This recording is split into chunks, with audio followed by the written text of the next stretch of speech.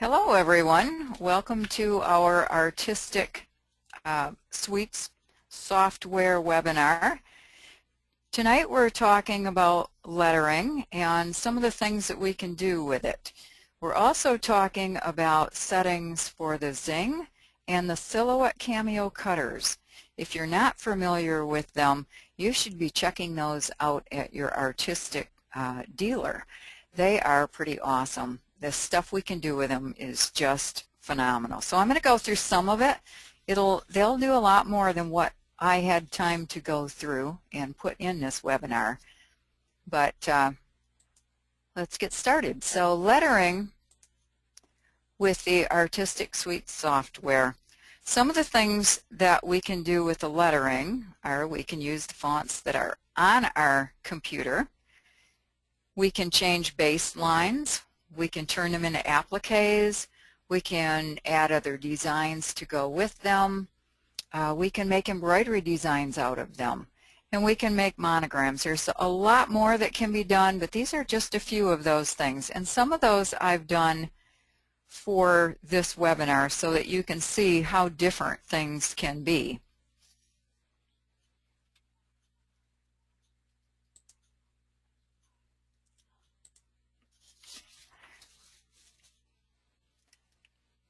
With the Zing and the Silhouette Cameo cutters, we can cut out fabric, so I can do my applique pieces.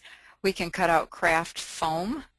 There's stick-on vinyl that can be used, fusible glitter vinyl, crystal template material, and I did some shrinky dinks with it too. I don't know if you're familiar with those, but when my kids were little, which was like a long time ago, we just had so much fun with that. So I ran some through the cutter and it just turned out so easy and so much fun. So I'm going to make keychains for all my grandchildren.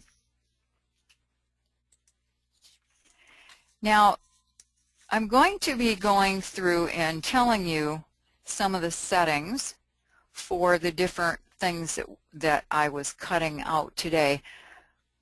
And I wanted you to see when I talk about settings how that works. So over here, this little blue thing here is the holder for the cutting blade, and right here at the top you can see it poking out at the top. This is what goes into my Zing. To set the height of this blade or the depth, you're going to turn this little knob down here at the bottom that you can't see because I have my finger in the way. On the Cameo, the holder has numbers all the way around it, and you're going to set it up with this little red dot here. And you can see that this blade is just barely sticking out the top of this one here. Now to set the holder to the number that you want, you can use this ratchet cap that comes with it. And there's an arrow on it that you line up with this little red dot. Now this isn't all the way on. I'd push it further on. And when that will help you to turn this to where you want it set. And it doesn't have to be set at a number. It can be anywhere in between. So it's infinite, the settings that you can go with. So when I talk about a certain project and what I did with it, I'll be talking about settings. Some of the things that you can do with your computer, I told you can use your TrueType fonts on your computer. You can change the baseline. So I had a great time making these quillos for my grandchildren, and on the pillow part I wanted to make sure that they knew which grandma gave that to them, because years go by and you forget who made what. So you could do quilting labels with these things. I just decided to put it in big letters on their quillo that their Grandma Bunny loves them. So that's what I did. Playing with the baselines is so much fun because it changes the look. This one, I just love the way I can curve these letters to go around certain things, and it's just a lot of fun to work with. These are some of the pillowcases that I made for them one year. And These are applique letters. I took my fonts in, I turned them into applique. And with these, you can send your fabric through your cutter, so you can get some accurate cuts with the cutters. I use some striped fabrics over here. It just gives it such a different look to use different types of fabrics. And I use some different fonts for them too, so they're not always all the same fonts. So the blade settings that I used for this is on the Zing, because it's just got that little part on the bottom that turns, there are no numbers. So usually when I start out with the Zing, I start the blade at a very shallow. It's barely sticking out. Once I get to know where things are set for different media, then it makes it easier, because then I have an idea of where to turn at. You crank the bottom of it to have your blade go out further or in further. So I usually start very low to make sure I'm not going to scratch up my mat if it's too far out. On the Cameo, I set it at 1.25, and that worked out really well to cut those individual letters out. Once you set the blade in there and you put it into the cutter, make sure that you run the test on it. There's a little button that you can push on your computer that will tell you, or tell the cutter to run a little test, and it's these little circles that it cuts out.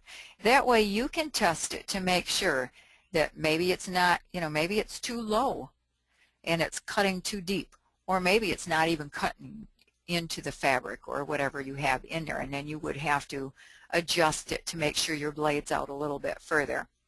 So make sure that you do those test runs just to make sure everything is good. This trick-or-treat bag, I took a graphic and I added details to it. So it's got the eyes and the mouth that are embroidery. The pumpkin, I turned that graphic into an applique. I have a lot of graphics that are built into the software to choose from, and I can also bring in my own. The lettering that I use is called Joke Man, and that was on my computer. I loved it for this bag. I thought it was great. And I changed the baseline to go kind of with that pumpkin. So it really was a lot of fun to get. Now the blade setting again was fabric, so the Cameo was set at 1.25. And I also used the Janome cording foot and some variegated cording to freehand around my design. I love the look of cording. It's so much fun to do.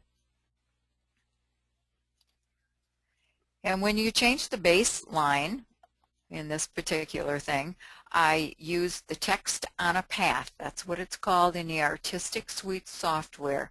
So it is so easy to use and it's so much fun. Now, to do the crystals, you have a special template material that you put through the cutter, and it takes and puts them little holes wherever your crystals are going to be. So this is some lettering on this little CD case that I had in the software, and I just clicked on the crystal button and it put the crystals in place for me. I could move them around if I didn't like the way they were, and then I can send it to the cutter. Now I know for that on my cutter, and I know this is a little blurry, but I was trying to do this by myself with only 2 hands, which is all I have. So it didn't work out really well, but I think you can see it well enough.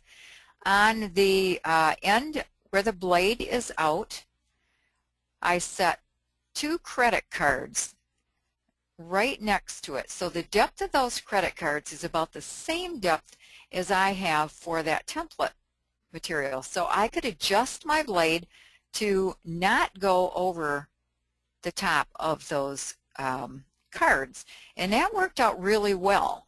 I still ran a test when I ran it through the cutter.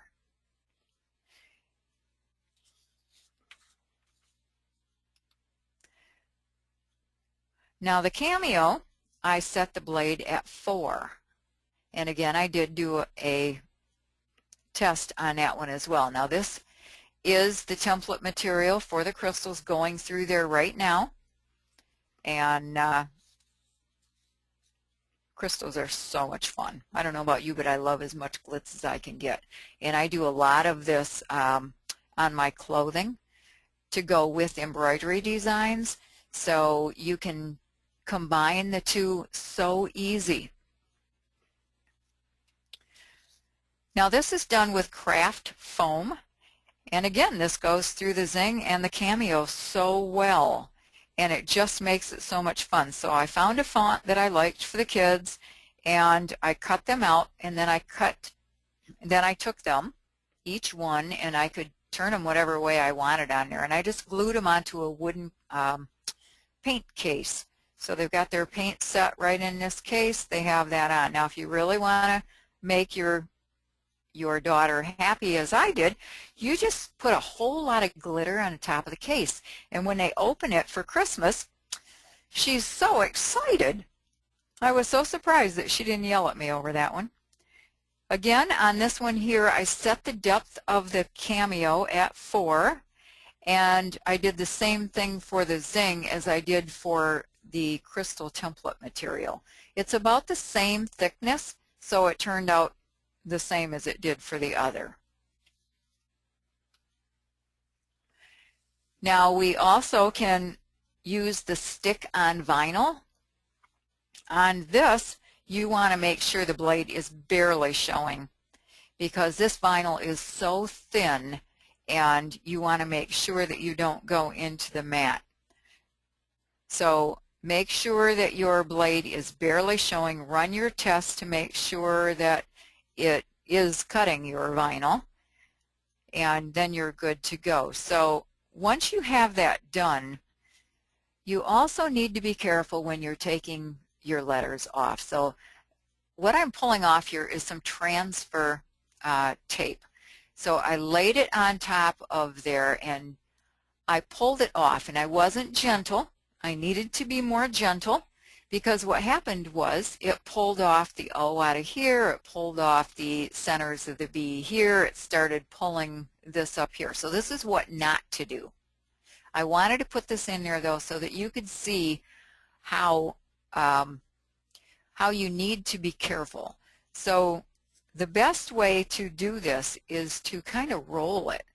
So as you're going from, say, this end here, you want to slowly start pulling this up, and if you see your vinyl start coming up here, use one of the tools for your cutters and hold these areas down. So as I got up to here and the O started coming, I just put my tool on it and held it down and kept moving my tape back. When I was done, this is what I had. So you just don't want to put your transfer tape down and grab it and pull it out of there. Now this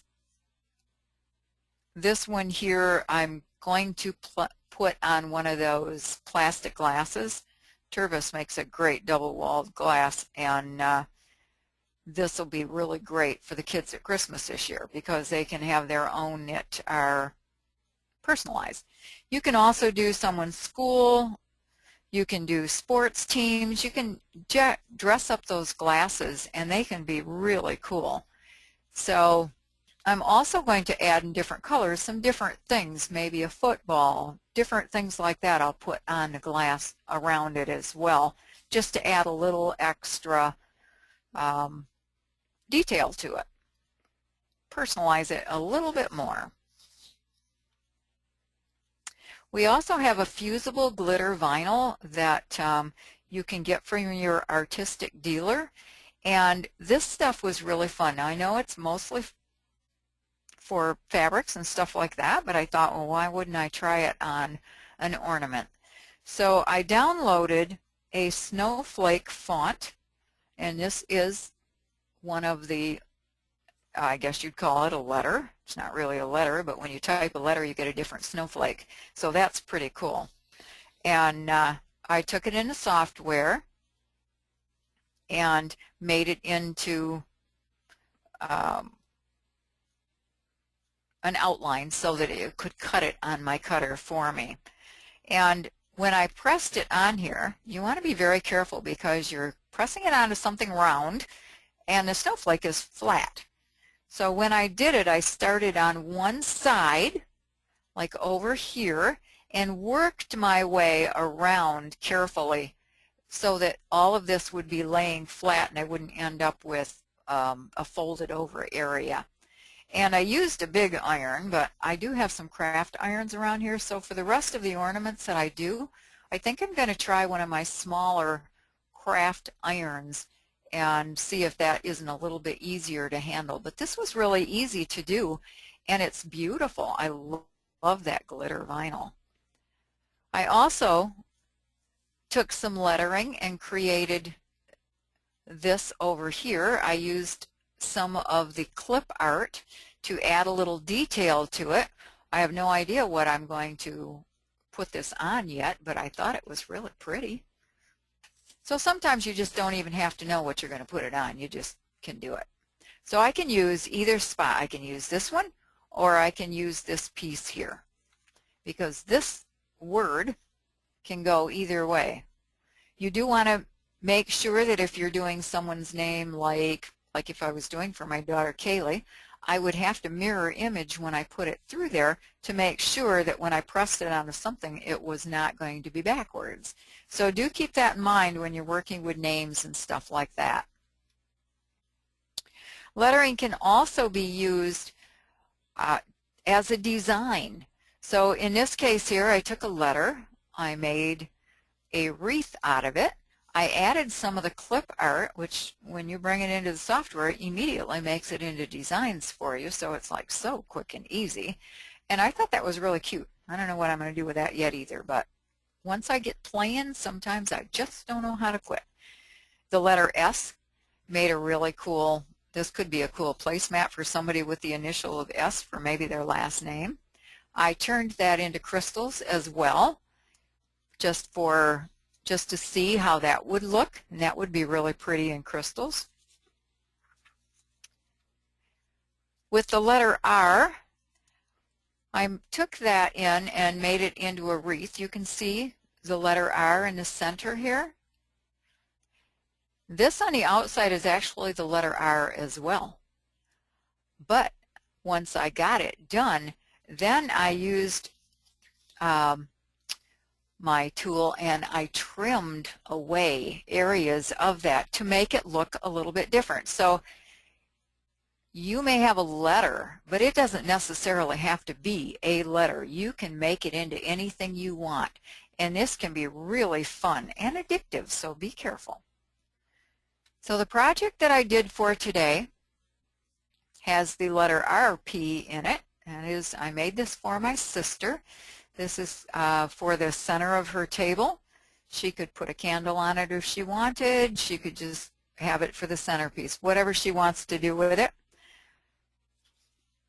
I also created the pattern pieces to cut the scallop out and the circle. So now I'm going to go to my software and I'm going to show you how I created this project. Give me a second here. I'm going to open up our software, and when this is open, we get a new design dialog box. And I'm going to create new, so I want to make sure this here. If I wanted to open an existing design that I've been working on, and you can see some of them here that I've been working on, I could click on one of them and open those up. In this case, I want to create new. I'm going to click on next. It now takes me to the fabric dialog box, and I want to go to embroidery smooth and cotton too. I'm working with cotton fabric, so I want the fabric to be on my for my design on what I'm going to put it on, because the software will adjust the design for the fabric I choose. So I do try to be accurate as I can. And then I'm going to click Next. The artwork source box wants to know where I'm going to get what I want to work with. I can choose something from the file. I can pick out some embroidery. I can get an image from a scanner or the webcam. I can create a new monogram, but I'm going to go for new graphic, and I'm going to click on Finish. Now we have our workspace, and over here in our Tools toolbox we have our Edit Text button. It's a letter T. I'm going to click onto that, and we can now choose the font we want. I wanted something with a nice script look because she likes fancy things, and so I thought a script would look really well. Kind of looks like some of the writing she does too. But you can see I could have chose any of these fonts that are on my computer. So you're not limited to anything. You can go online, you can download more. This one here is my snowflake font. That was downloaded. So you can do a lot of things. I'm going to go ahead and stick with what I have here. Font size I put at 2.0. Now I'm going to come down here and I'm going to click in my workspace. And now I'm going to type in my letters. And to tell the software now that I'm done putting letters in, I need to go over here on my Tools toolbar and click on my Selection button. It's the top one over here. I'm going to click onto that. If I tried my Enter button, it would just go down to the next level. So if I was going to do a quilt label, then I would want different lines of text, because I would put my name, I would put maybe my address or love from grandma, whatever you want to put on it. But that's where you would go to do that. So in this case, we just wanted 2 letters. Now, I'm going to zoom out a little bit here because I need some room to work with. Let me move this up here a little bit. I'm going to go over here on my Tools toolbar, and down here, third from the bottom, is Create Circular Array. Now, it has this little triangle that is a little black one. If I hold my mouse button down on that and do my hold my left mouse button down, I can choose a rectangular array or the circular array. In this case, I want the circular array. So I clicked on that, and look what happens. Right away, I get these lines and I get more letters. Now, we want to set this up for a count of 8. So up here where it says step count, I can change that if I want to. If I put it down to 7, it just, can you see how that is taking them away? Let me zoom out a little bit more. I want 8. So I'm going to go ahead and type my 8 back in there again. And the rest of it, I'm leaving the way it is. So when I click back in here, it puts my 8 back. And there's a center point that I can move the whole thing around. Don't worry about this one, that was the original. This one, any of these control points on these out here, if it's red or blue lines, you can actually grab that and then you can move those like this. The one on the green line, you can move in or out, and you can move it like this in a circle. So you can actually move them in all around until you get the look you want. When you get it, you're going to let go of your left mouse button, and we're going to go up here to this little box up here. It says Circular Array. The first option is Apply Circular Array or Select Another Shape. So if you didn't like what you had there, you could always select another shape. In this case, I want to apply circular array. And The one that was out over here is now gone, and we have our 8 letters in our wreath. Now at this point I would want to go up under File, do a Save As. I'm going to save that as a draw file. I'm going to do that because I can now bring this back if I wanted to work on this again. So I'm always save everything as a draw file to begin with, and I also like to have an empty folder at the very beginning of everything I have in documents so that things are easy to find. So I'm just going to type in RP Wreath, and it will be a draw file, and then I will click on Save. It also put that name right up here on this tab here. So when I start creating with maybe other projects, I can go from tab to tab. All right, so now I want to add some stars to this, so I'm going to deselect that, and you know what, let me change that to where you might be able to see it better. Let me just pick a different color, and you can see down here on my bottom palette here, I have one color which is white. It has a little bucket in the bottom solid part of it. That means that this is a fill stitch that is in my lettering. So I would click in the bottom of any color on the top row on my thread palette. When I click onto that, because this is selected, it changed it to red, and now maybe you can see it a little bit better. The stitches are pretty fine in there, so it's a little harder to see. So now I'm going to go up under Tools, and I'm going to go to my Clip Art library, and when I hover over it, it opens up this little menu here, and I'm going to go to Insert Clip Art, and that will open up a box so I can look through all these different things of clip art and look at all of the different clip art that is included in this software. I could be looking, but I know exactly what I'm looking for. So I can go down here at the bottom and see where it says tags. If I click into that box and just start typing star, I just have to type in 2 letters and look at what we have here. This is the star I want, so I'm going to select it and click on Insert. Now I have this X that is attached where my cursor was, and this means that I can now drag, hold my left mouse button down, and I can drag, and I can see right from right where the cursor is on how big this is. And I want this to be not larger than 2, and that might even be too big for the center of our thing. So we're just going to put it anywhere there, and I can look up here. It is 2 for the width, height is at 1.8, so it's not square.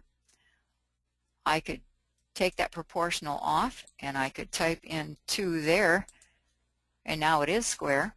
So you can do a lot of different things. So we're going to drag it over here in the center of our design, and I'm going to zoom in a little bit more so you can see this a little bit better. And when I deselect that, you can see it fits pretty nice in there. So I'm going to leave it there. I don't know if it's exactly in the center or not, and I want it to be all the way in the center. So I'm going to do a select all. I'm going to go to Edit, Select All, and we have these great alignment tools that we can align this up with our design. So I'm going to go Align Centers Vertically. Uh-oh, I forgot a step. I'm going to undo. Love my undo. Just love it. I am going to move this. Well, let me just go up here. You can do this 2 ways. You can hold your Control key down and go around and select all your letters and leave the star off, or I could have moved the star out of the way, come on, and done it that way and selected. because then I could have done a box around it. So they're all selected. What I want to do is I want to right click, and I have another dialog box that pops up here, and I'm going to group my letters. So when I click onto group, now what happens is when I go to edit, select all, I'm going to go to my align centers vertically. I'm going to go to my align centers horizontally, and now my star is centered, just like that. Now I want to do something more with my star. I deselected by clicking over here outside of my design area so that I could go back in and select just my star. And what I want to do is I want to just have the fill stitch. I didn't really want the outline, and that design comes with an outline and a fill stitch. So when I look down here, I know that because it's selected, and I see two things down here on the bottom row here. One is a fill stitch. The one with the little pencil in the top part means that that is an outline. So in this box over here, all the way to the left side of it in that row, it has an X through it. That's how I can delete certain things. So with that star selected, I can go in the upper empty part of that first box, and I can click in it. And now look at this box down here. It took the outline away, so I have a fill left. If I wanted just the outline and not the fill, I would have clicked in the bottom part of that first square. So it's very easy to do that stuff. All right, so now it is selected yet. I want to go up here into my tool options box and look at all of the different things that I can do with this star. Right now, I could resize it if I knew the exact measurements I wanted. I could move it wherever inside of my hooped area. I could do it by percentage. I can do it proportionately. I can mirror image. I can rotate. Different things that I can do. I can change the number of rays in my star. If I wanted more than 6, I could change that number. So lots of things I can do. I really just want to duplicate this. I want another star. So I clicked on it. Now to move that, when I move my, let me move this in because you're going to need to see this. When I want to move that, I want to move this in. Now right now it shows me a little curlicue. That means I could rotate this. If I move over here, it shows me 2 arrows. That is the resize handle. If I move it in far enough, I can see 4 little arrows pointing in different directions. Now, when I get those, I'm going to hold my left mouse button down, and now I can drag that away. So the sizing handles will do a lot of different things. You got to make sure you have the correct one when you go to move it. So I want the star somewhere in here between my letters. All right, let me zoom back out a little bit here because you're going to want to see this. All right, I have my star there, and I'm going to go back over here to my Create Circular Array. I'm going to click onto that. It's already set for 8. I'm going to leave it at 8 because I have 8 of my letters, groups of letters there. I want this to be in there. So now I'm going to move my center point. Remember how we can grab the center point and move it? I'm going to move it to the center of my star. And then I can move these. If I have the green one, remember I can move it in or out. So I might want to move it out a little bit. I can line it right up with the other one that was there. And if I need to, which I don't seem to need to here, I might need to move these over just a little, scooch them over to where they're not hitting the letters so much. Now I can move them individually later if I want to, but sometimes a little group thing works out really well. Let me move this in just a little bit more. Okay, close enough. Okay, when I'm done with that, remember I have to go back up to my circular array box, and apply circular array. And that sets all my stars where I want them. All right, so now I want to go back up again and do a save as. I'm going to save this again as a draw file. Oops, I need to rename it. I'm sorry. Forgot about that.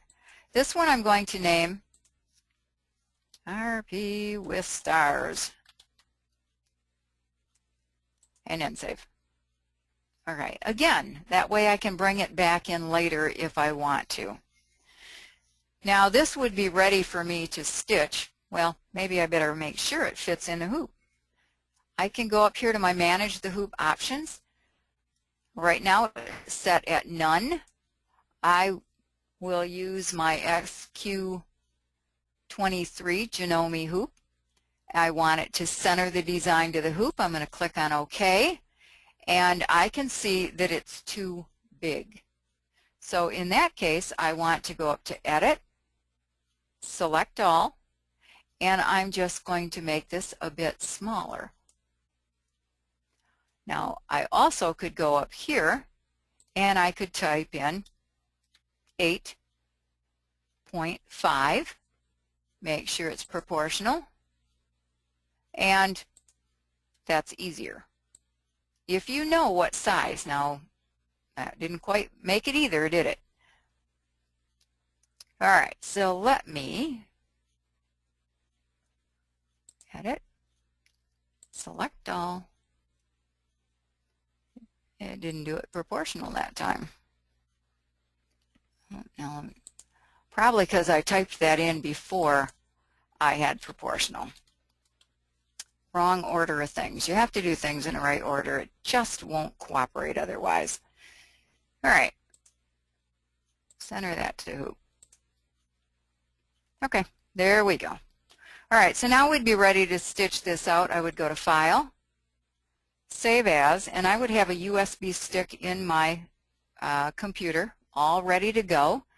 And I would find that over here, and I don't have one in, or it would show up right under here. But I would go pick the machine that I'm going to stitch this on, and I would be stitching it on the Janome. So I would pick the format .jef, and that would save that for me, and I could take that USB stick over to my machine and stitch it out. I'll just save it.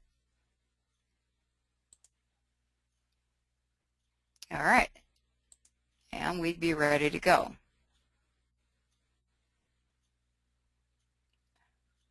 All right, I did something wrong, sorry. It does fit. I can see it fits. Okay. This would be ready to stitch out, but before I go to stitch this out, I'm going to create the pattern that I want for the scallop. So I want to go up here on my toolbar here, and I'm going to click on New, or I could go up under File, New. And again, my fabric dialog box comes up. This one really doesn't matter because it's not going to be embroidery. It's just going to be a design. I want to do New Graphic again, and I'm going to click on Finish. Now in this case here for this, I really don't even want a hoop, so I'm going to go up here, and where it says Select Hoop, I'm going to go up here and click on None. And we're going to click on OK. So now we're ready to begin. Now over here on our Tools toolbar, we have this little round thing here, which is Create Ellipse. And again, it has a flyout menu, so you know if you click on that little corner, it will open that up, and there are different choices there. I do want the ellipse, so we're just going to leave it there. And I have this little arrow and a little X and something else that is now my cursor.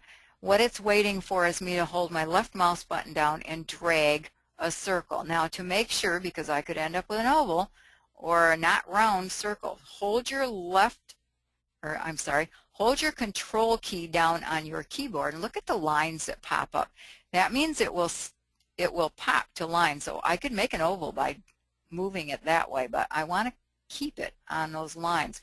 When you get a circle that you want, let go of your left mouse button, let go of your control key. I let go and didn't get my circle, did I? I'll show you how we can fix that in a minute.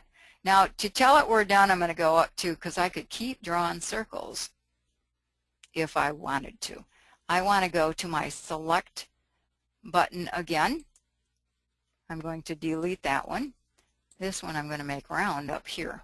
So I want this to be, actually I wanted it to be a certain size anyway, so I want this to be 4.5. And we'll do 4.5. Pretty drastic, huh? Now we have a circle. And you can, as you're drawing your circle, it will show you as well how big it is as you're drawing it. But when I already know what size I want, I don't really pay a whole lot of attention sometimes to that. I can just come up here to my tool options, which I love because I can tell it exactly what I want. So now we're going to go back down to our color palette down here on the bottom, and for this I want the outline. So I want to get rid of this here with the bucket in it. Over here on this first one, I'm going to click in the bottom part, and now I only have an outline. I want to change that to a dark color because I want to be able to see this later. So I'm just going to click in the top part of a dark color there, and that'll be easier for you to see, and when I print this out it'll be easier to see there as well. So I want to select that, and I'm going to go back over here to my, I better zoom out a bit. I want to go back over here to my circular array tool, and again I want 8.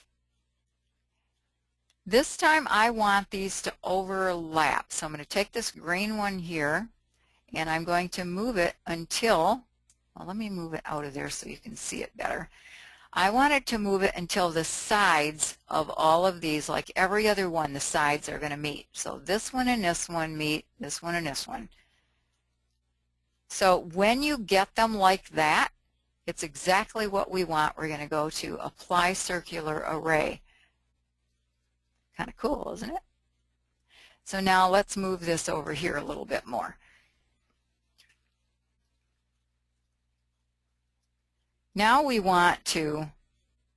really don't want all these lines in here. I just really wanted the scallop shape on it for my placemat. So if I go up on my toolbar up here, look at what happens when I go over this weld button.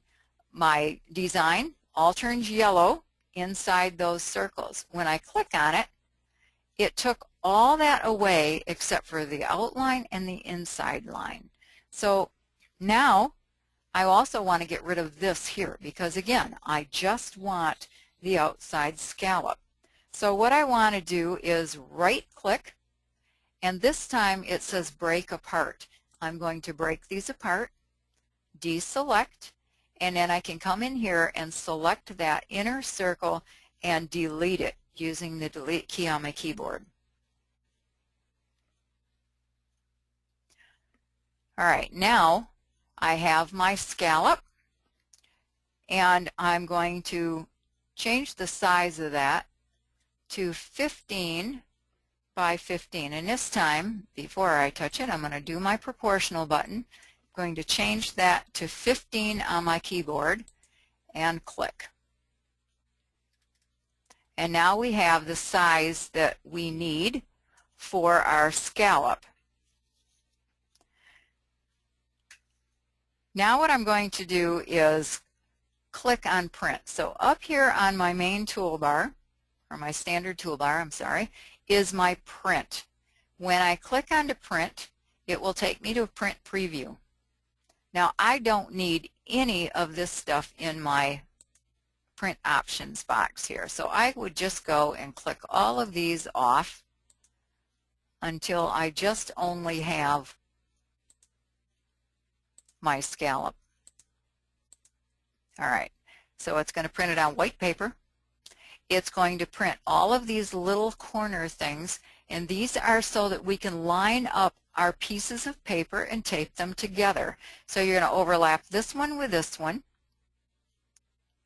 line them up, and pin them or tape them together.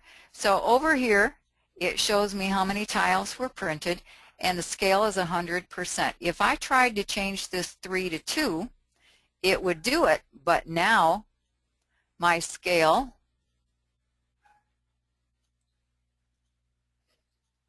is still at 100%. So you would be ready to print this. If I clicked on OK, it would send it to my printer and it would print this off. If you have a light box, it will help you a whole lot when you're lining up these little corners to tape them together. I don't know how I would live without my light box. All right, so now once you get, I'm just going to X out of that, and I would be ready now to create my pattern piece for my circle. Now I have circles here, but you think I could find one when I needed it? Nope. So I created one in my software. So I went to New, and this is pretty much going to be just what we just did for the scallop, except for we don't have to do the array. So we're going to go to Next. We're going to go to New Graphic and Finish. We're going to create ellipse. We're going to hold the Control key down, and we're going to draw ourselves a circle. All right, now we're going to change that circle. We have to select it. Whoops. Got to first go to our selection up here to tell it we're done making circles. Go down here, fill stitch. Make sure that we have a dark color for our outline. I want to come up here and type in 20 because I want this to be a 20-inch circle. It was already marked proportional, so when I did that, the height turned to 20 as well. So now I would go to my print again. I again would get rid of all this stuff here. This time it takes 3 tiles across and down. If you try to make this one less, then it takes our scale down to 70%. So that's not going to work because our design and our scallop won't fit in the center of it. So you'd want to do it at tiles printed 3 and 3. And then you'd click on OK to print that out. Again, take that to your light box and put it together.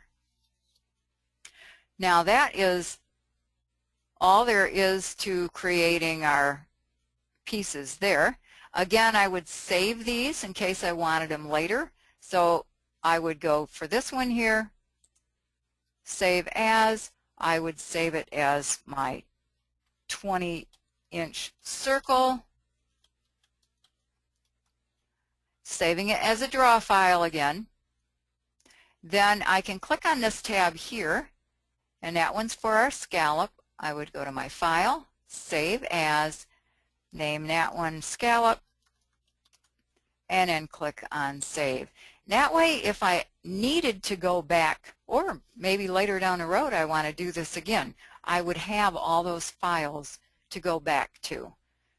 So now we're ready to put it together. Let me go back up here to our PowerPoint, and I'll show you how we put it together. So first of all, we're going to hoop a piece of white fabric, 18 inches by 18 inches, and we're going to use 2 pieces of artistic tearaway stabilizer. Now I like to use a temporary spray adhesive between my layers just to make sure everything stays where it belongs.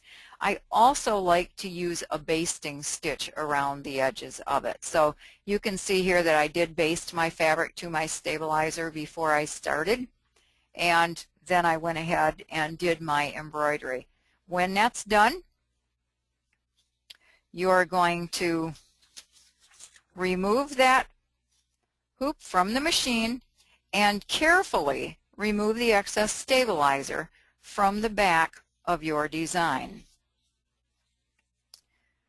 Now we do have lines here when I did this that showed me where the center of my scallop is, and that's going to help me to line that up with the center of my embroidered piece. So find the center of that little center star in your embroidery and then put that on something that you can kind of pin through a little bit. My mat holds a pin pretty good if I poke it hard enough. I put it through the center of this and the center of my design, and then I pinned around so that I could carefully cut my scallops. Then I used some Steam-A-Seam 2 that's 1/4 inch wide, and I pressed that right along the edges of my scallop all the way around. That helps me to make a perfect scallop. Then I clipped my curves, and I worked with only one scallop at a time. So I clipped my curves up to, like through the Steam-A-Seam to the edge of it, because I knew that that was 1/4 inch. And then I just poked some pins in here and then took my iron and pressed along this edge.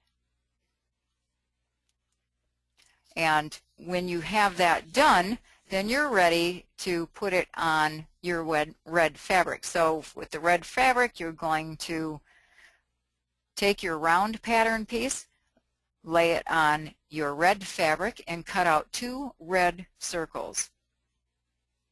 On one of those, this is going to be the top piece, you're going to, again, find the centers of your scallop piece, the white one here, and find the center of your red piece, and you're going to pin those together like that. And pin them, in every scallop so it doesn't move around. And if you're one of those people that need more pins, use it. Don't worry about it, Sometimes I use a lot of pins to keep things in place. Then you're ready to stitch it down. So I like to use an open toe foot because I really want to see where I'm going. And when I stitched it, I used a narrow zigzag. I wanted the swing of the needle to go off of the edge, just off the edge of the white fabric, and then the left swing of it is going to go in the white fabric. And that secured that onto the red fabric. So the top of my mat is completed. Now the back of the mat, we need to get that ready to go as well. So I took a 4-inch piece of 1/2 inch Steam-A-Seam 2, and I pressed it to the center of my circle here. And then I did a slit, a 3-inch slit, right down the center of that. Now I left the protective paper on it, although that will start coming off maybe when you're turning this right side out, but for now I left it on there. And then I pinned my front and back together, right sides together, pinned it all the way around. I used a 1/4 inch foot to go around my circle. I love this little flange here that holds, that I can run the edge of my fabric up to, and it just turns out perfect when you do it that way. Now this 1/4 inch foot that Janome has, I really like it because I can actually adjust it to be more than 1/4 inch, and I did that here. So if I had a foot that I could only do 1/4 inch, that's what I would do. This one I just chose to move it out a little bit further. So stitch all the way around your circle, then turn it right side out. And now when I did mine, when I turned it right side out, I made sure that this was creased really nice, and I took my iron and just pressed right around the edge here. I didn't go through the center. Remember, I have that Steam-A-Seam 2 there. If the paper came off of it when I was turning it right side out, I don't want to accidentally press that in a spot that is not right. So just take your iron around the edges to make sure it's nice and crisp around the edges here. Then turn it over on the wrong side. Make sure your slit is really nice and smooth. Well, remove that paper off of your, if it's still on your Steam-A-Seam too. And then smooth that all out. Make sure the edges of your slit are close together, and then press that in place. When I was done, I went to take a picture of it to show you how that looked. I couldn't find it. So that's how close and how good that works. I could not find it, and I took a picture, but I couldn't find it in the picture either. So so it's just an easy way to do that. I could have, and in the olden days, I would have left a little section of this open, and I would have turned it there, and then I would have top stitched around. So that's another option for you as well. So this could turn out to be a really cute candle mat. Your choice. So that's the project for today. You can find the project instructions tomorrow. They will be online, and this is where you will find them. Otherwise, you can just go to janome.com, and you can go to the Project Center, and you'll find it under webinars. You'll also find previous webinars that we have done there, and we will have projects for those as well. Don't forget that if you haven't seen the Silhouette Cameo or the Zing cutter, you might want to go to your local artistic dealer and check them out, because they are so much fun and it opens up so much more that we can do with our software. It's not all about embroidery all the time. We can do so much more with it. And this is where you can go to find a dealer for the artistic product. http://www.artisticcreativeproducts.com/find-a-dealer. They would be more than happy to help you. And you can also go to the artistic website and find a lot of the products, like the glitter vinyl and different things like that. So keep checking around. Our next webinar will be on November 21st at 7 p.m. Eastern Standard Time.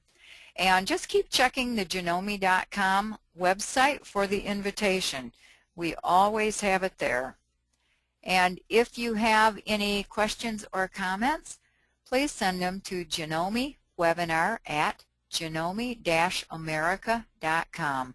And I would be more than happy to hear from you, hear what you think about anything, if you like the project, if you've done any of the projects that I have created, and I'd love to see pictures of them. And anyway, if you do send a question or a comment, I'll be sure to get back with you. Thank you all for coming, and have a great evening. Bye, everyone.